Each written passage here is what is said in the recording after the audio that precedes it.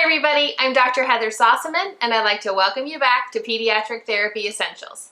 Today we're going to be talking about how to adapt things for kids with special needs. I've got some great ideas for you, so stick around.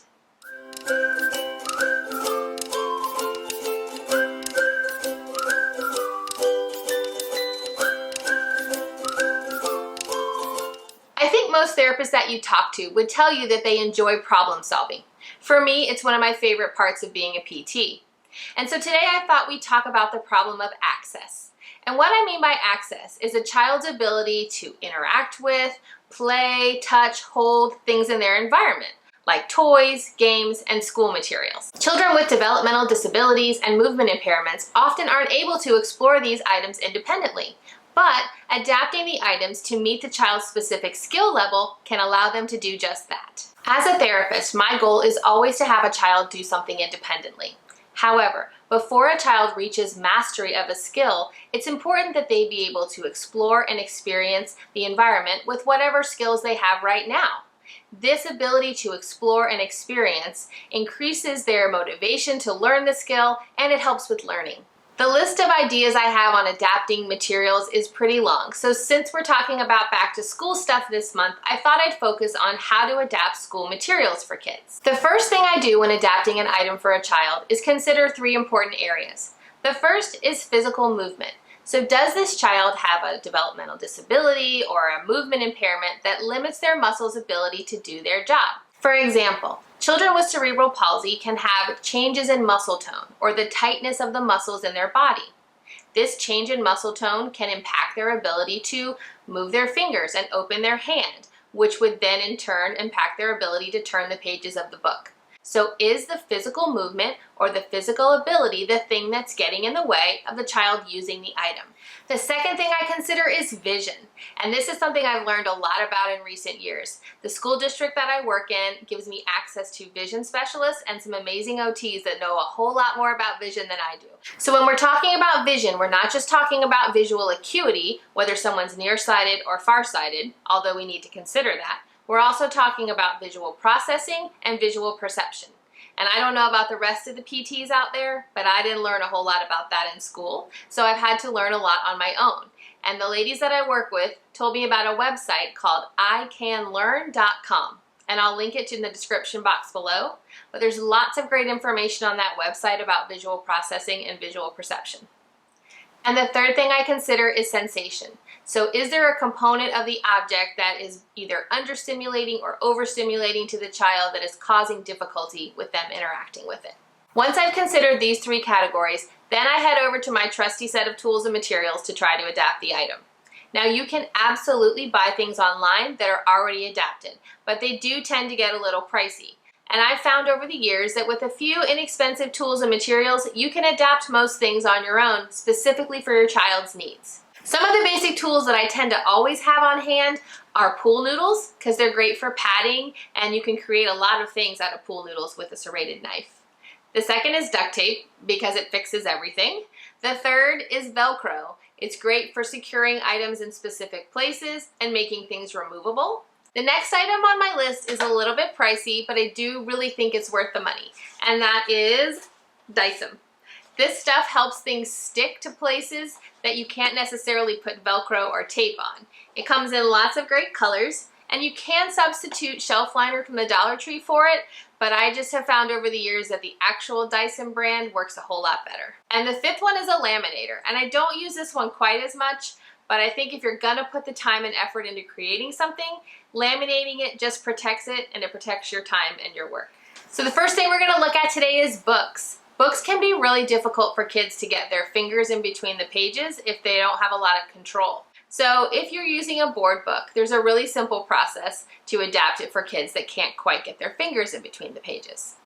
First, grab your favorite board book and then grab some soft pom-poms. These come in a variety of sizes and colors, and you can pick the right size depending on how much space you'd like between your pages. The only other thing you need is a hot glue gun. Add a small amount of hot glue to the page and then glue the pom-pom down. If you need a little bit more space between pages, you can always double up on the pom-poms. I think this technique works best if you stagger the poms from page to page. Once all your palms are in place, the book should look like this. You can also use a small craft stick to separate the pages.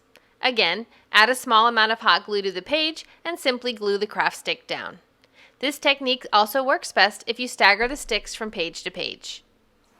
The next category is games. Things like Chutes and Ladders, Candyland, Uno. These are all great learning tools, but they can also be used for family time and to have a little bit of fun. But sometimes if kids have difficulty with controlling their muscles or grasping items, these games can get a little frustrating. So here's a few quick ideas on how to adapt games. To adapt a game board like Candyland, all you will need is self-adhesive Velcro dots. And believe it or not, the Dollar Tree now carries these. Using the rougher textured Velcro dots, place one dot on each space of the game board. If the spaces are small like they are on this board, just place the dot on one half of the space so the color can still be seen. Then add the softer dot to the underside of the game piece. Using the softer Velcro on this side makes it easier to move the piece. If the game also comes with cards like Candyland or Monopoly, just Velcro a small plastic container to the game board to hold the cards. And if you flip one card forward out of the way of the stack, it's easier to grasp.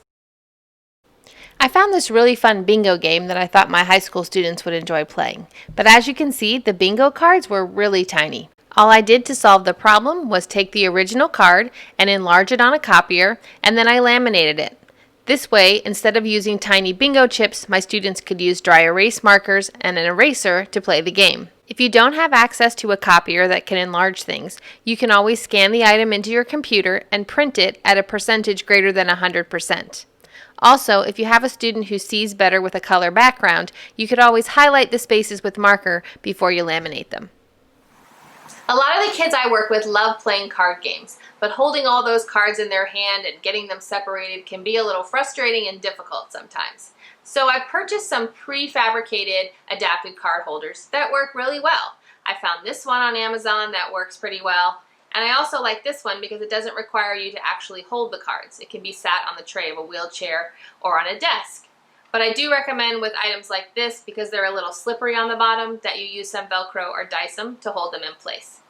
But these items aren't cheap, and if you'd like to create one yourself, there's a really simple way. To create this inexpensive card holder, you will need a pool noodle and a serrated knife. Using the knife, carefully cut off a small portion of the pool noodle. Then, turn it on its side and cut it evenly down the middle. After that, use the knife to create a small slit in the top of the remaining piece of pool noodle. Be sure not to cut all the way to the ends. This slit is where the cards will go. Sometimes it's really difficult to find that area once you've cut it, so I use a marker to outline it. Depending on the game you're playing, you can make this card holder as short or as long as you need it to be to hold the cards. This item can get a little tippy when you put it on the desk or tray, so I usually use Dicem or Velcro to secure it to the area. If you'd like to be able to hold this card holder in your hand, cut off another small piece of pool noodle to act as the handle. Then, using duct tape, secure the handle to the card holder portion. The next category we're going to talk about is arts and crafts supplies. Now, I am a PT, not an OT, so I am definitely not your go-to person for handwriting and grips and things of that sort. But there are some simple ways that you can make crayons and pencils and markers easier to hold for kids that have a lot of difficulty holding small items. So here's a few of my favorites. The Dollar Tree has a wide assortment of great little squishy balls, and you can simply cut a small hole using a crisscross pattern with a knife in the top of any of those balls to put a crayon, a pencil, or a marker in for a kid to hold. And because they come in so many different sizes, you can make them for lots of different little hands. And because the hole is so small, you can pull the pencil out and still use it as a ball. There are tons of pre-adapted school supplies and art supplies available on the market. So I'm going to link in the description box below a few of the favorites that the OTs I work with love. So the next category is paper products. Keeping paper still on a desk so that a child can get to it and access it and write on it can be a challenge.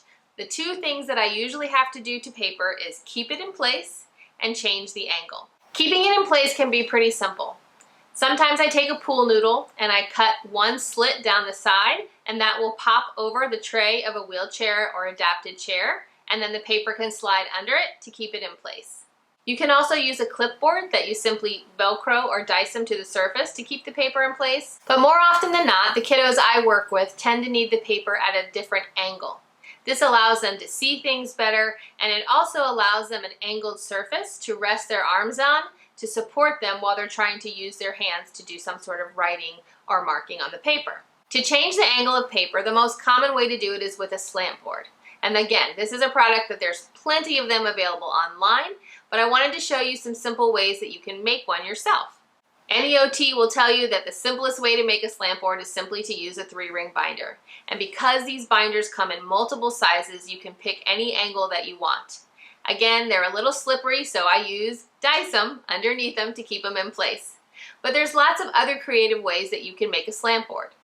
For example, when I was walking around the Dollar Tree the other day, I saw this spice rack. By flipping it over, you have a great place to put a 3-ring binder or a clipboard that you can easily attach papers to. You can also put a dry erase board on here with a marker to color, or a metal cookie sheet where you can do play with magnets. Okay, the next one is videos, and I learned this recently from a teacher. Did you know that you can slow down a YouTube video? I didn't.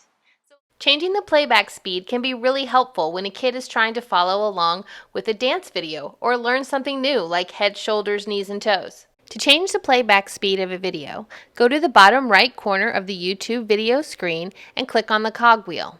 Then choose playback speed. There are a number of preset playback speeds you can choose from. If the preset options aren't quite right, you always have the option of choosing a custom speed. And last but not least is a really amazing website, and I hope that you've all heard of it and that this is nothing new, but if you haven't, you absolutely must check it out. It's called TarheelReader.org. This website has tons of books on every subject you can imagine that can be read aloud to kids. So this is what the website looks like. The first thing you're going to do is choose to find a book. Next, you're going to enter the topic of whatever you'd like to read about in the search bar, and then pick a book that looks good to you. When you open the book, you're going to have several options on how to personalize it for what works best for you. These are books read aloud to you, so you can choose a child's voice, a woman's voice, a man's voice, or silent if you want to try and read it yourself. Then, based on what works best for your vision, you can change the page color, and you can change the font color. And if you'd like to, you can download the book for later use. You'll notice in the bottom right and left-hand corners of the screen, there's a next and back button, and this is how you turn the page. So if you're viewing it on a desktop computer, you can use your mouse to click the options, and if you're on a tablet, you can use your finger to touch the screen. Well, that's my list of adapted ideas for you guys today. I hope you got something helpful and useful out of it. If you have any questions or need more information, hop over to my website, pediatrictherapyessentials.com, and check out the blog post from today. It has all the links and the websites and everything that we talked about it within it. And if you enjoyed this video, which I really hope you did, I'd appreciate it if you'd give it a like. And if you'd like to see more videos like this, please subscribe to this channel. I also have a lot of great ideas and inspiration on my social media, so check us out on Facebook, Instagram, and Twitter. Thanks so much for stopping by today, guys. I hope you have a great week, and I look forward to seeing you next Saturday. Bye!